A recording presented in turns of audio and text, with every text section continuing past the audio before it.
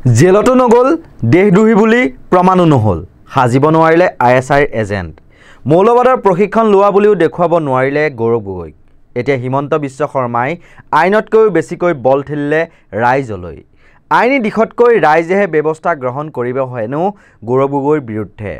পাকিস্তানলৈ গৈ নাচবাগ কৰিলে আইনগতভাৱে ব্যৱস্থা গ্ৰহণ কৰিব নোৱাৰে কিন্তু পাকিস্তানলৈ যোৱা নেতাক ৰাইজে ব্যৱস্থা গ্ৰহণ কৰিব আৰু ৰাইজৰ নেতা হ'ব নোৱাৰে গৌৰৱ গগৈ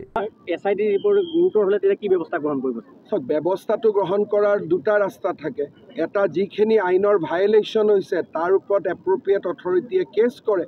আৰু ৰাইজে শাস্তি দিয়ে গতিকে ব্যৱস্থা মানে কি যে মই পাকিস্তানত গলো গৈ মই নাচি বাগি আহিলো এটোতো কোনো ব্যৱস্থা নাই এটো ব্যৱস্থা ৰাজনৈতিক ব্যৱস্থা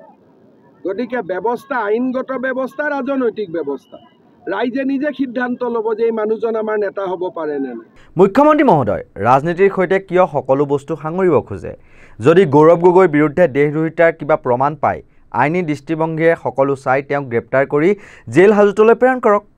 ভাৰতৰ বায়ুপানী সেৱন কৰি ISIৰ এজেণ্ট হিচাপে যদি গৌৰৱ গগৈয়ে পাকিস্তানক সহায় কৰি আছে তেন্তে তেওঁৰ সাংসদ হৈ বা বিৰোধী উপদলপতি হৈ থাকিবলৈ দিছে কিয় আপোনালোকে কোট হেৰাল আপোনাৰ গৌৰৱ গগৈক ISIৰ এজেণ্ট সজোৱাৰ সময়ৰ সেই আস্ফালন বা সেই আত্মবিশ্বাস এতিয়ালৈকে মই ইমানটোলৈকে যোৱা নাছিল আজি মই প্ৰথমবাৰ কৈছোঁ যে তেওঁ পাকিস্তানত ISIৰ আমন্ত্ৰণত গৈছিল তাৰ ডকুমেণ্টছ আমাৰ লগত আছে ফুৰিব যোৱা নহয় আজি মই এক ষ্টেপ ওপৰত কৈছোঁ আৰু তাত তেওঁ ডেফিনেটলি ট্ৰেইনিং ল'ব গৈছিল কাৰণ ISIয়ে তেওঁক কিয় মাতিব পাকিস্তানৰ গৃহ বিভাগৰ চিঠি পোৱাৰ পিছতহে গৌৰৱ গগৈ তাত গৈছিল গতিকে কিমান danger he was closely with the Pakistan establishment আকৌ এবাৰ কৈছে এনেই পাকিস্তানত যোৱা চুপতি মাৰা যোৱা নহয়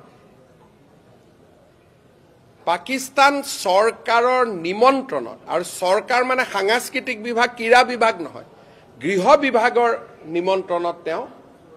পাকিস্তান গৈছিল আৰু গৃহ বিভাগে নিমন্ত্ৰণ কেতিয়া কৰে যেতিয়া কাবাক ট্ৰেইনিং দিব লাগে তেতিয়াই নিমন্ত্ৰণ জানে যে মোৰ হাতত প্ৰমাণ আছে খালি মোক প্ৰমাণখিনি আদালতৰ দ্বাৰা প্ৰত্যয়িত হ'ব লাগিব মুখ্যমন্ত্ৰী মহোদয় আপুনি বাৰু ৰাজনীতি ত্যাগ কৰিম বুলি কোৱাটো নতুন কথা নহয় তাতকৈ এখুব ওপৰলৈ গৈ আপুনি কি কৈছিল শুনি লওকচোন মইতো ক'লো না মই একেবাৰে ৰিজাইন দি দিম যদি মই এটা কথাও মিছা এটা কথাও যদি মিছা কথা কৈছোঁ জীৱনত ৰাজনীতিয়ে নকৰোঁ মই ক'লো নহয় যদি এটা কথাও মই মিছা কৈছোঁ জীৱনত হিমন্ত বিশ্ব শৰ্মাই ৰাজনীতিয়ে নকৰোঁ ইয়াতকৈতো আৰু একো নালাগে আৰু যদি এক কদম বেছি কৈ যায় মই এনেকুৱা প্ৰতিজ্ঞা কৰি দিম যে মই ঘৰতে নাযাওঁ যদি মই এটাও কথা মিছা কৈছোঁ জীৱনত মোৰ ঘৰতে মই নুঠিম মুখ্যমন্ত্ৰী মহোদয় মিছাক সঁচা সঁচাক মিছা কিমান কৰিব প্ৰকৃতাৰ্থত জননেতা হওক জনতাৰ কল্যাণকামী ৰাজনীতি কৰক প্ৰয়াত অটল বিহাৰী বাজপেয়ীৰ ভাষাৰে কওঁ মানুহক কিছুদিনলৈ বুৰ্বক বনাব পাৰি কিন্তু চিৰদিনৰ বাবে মূৰ্খ সজাই ৰাখিব নোৱাৰি